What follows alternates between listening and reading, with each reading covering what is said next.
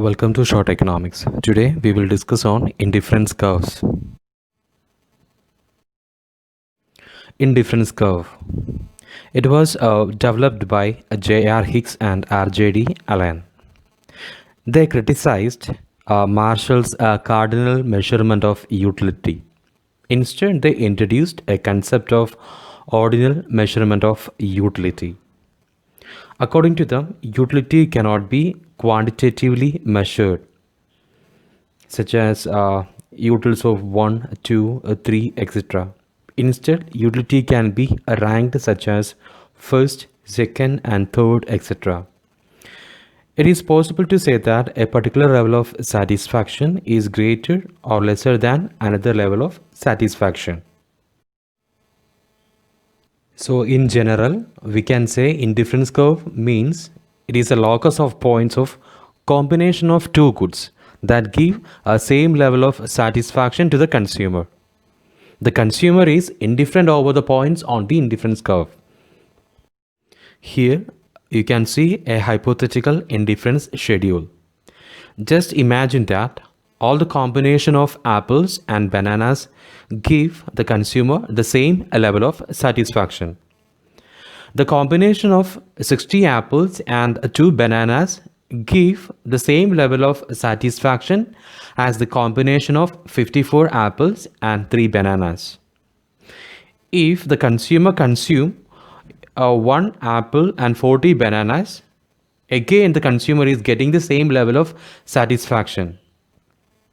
The consumer has a freedom to substitute apples for bananas and vice versa. That means the consumer can select any particular combination of bananas or apples, according to their prices.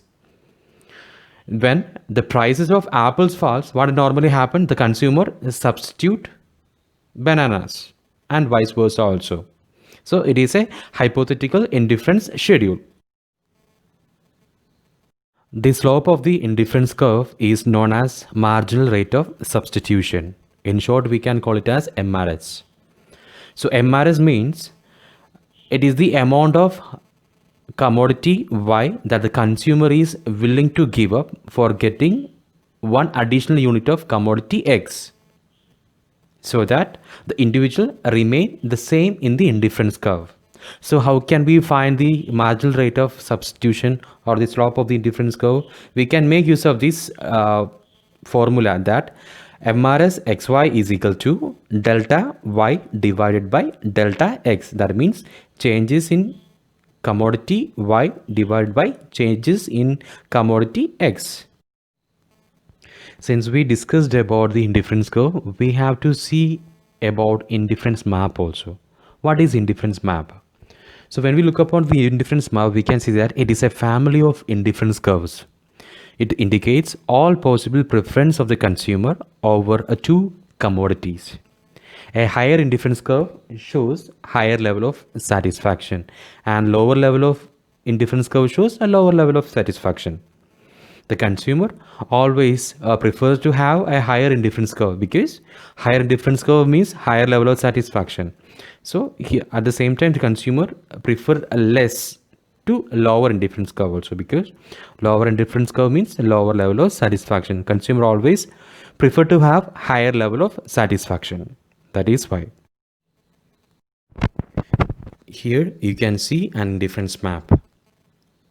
So we have mentioned that indifference map means it is a family of indifference curve. Indifference curve, it is a combination of two goods which give same level of satisfaction to the consumer. Now we have to see the properties of indifference curve. So indifference curve slopes downward to the right. Why indifference curve slopes downward to the right? It means the consumer has to sacrifice some amount of a commodity to increase the consumption of the other commodity. So that is why indifference curve slopes downward to the right. Then indifference curves are convex to origin.